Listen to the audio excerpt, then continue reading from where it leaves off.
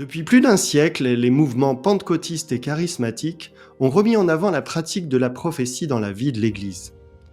Et en tant que charismatiques, nous croyons que la Bible encourage cette pratique et qu'elle lui donne une bonne place dans la vie de l'Église. On peut s'appuyer pour cela sur des textes comme Acte 2. En Acte 2, lors de la Pentecôte, vous avez l'apôtre Pierre qui va interpréter la venue du Saint-Esprit comme étant le déversement de l'esprit de prophétie sur tout le peuple de Dieu qui était annoncé par Joël.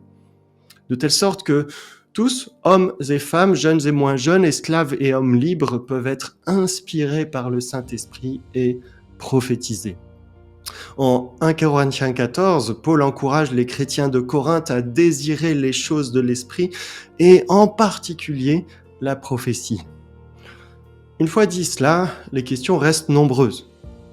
Que faut-il entendre exactement par prophétie ?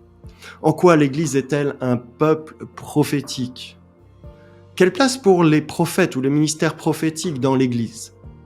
Comment Dieu s'y prend-il pour inspirer la prophétie ? Et comment celui qui reçoit une pensée du Seigneur est-il appelé à transmettre cette pensée ? Et puis il y a la question du discernement de la prophétie, parce que nous sommes tous bien conscients que tous ceux qui se présentent comme prophètes ne sont pas forcément. Comment distinguer les vrais des faux prophètes ? Comment discerner si une parole vient de Dieu ou pas ? Et une fois qu'on a fait cela, quelle autorité donner à la prophétie chrétienne ? Est-ce qu'il s'agit d'une parole de Dieu ?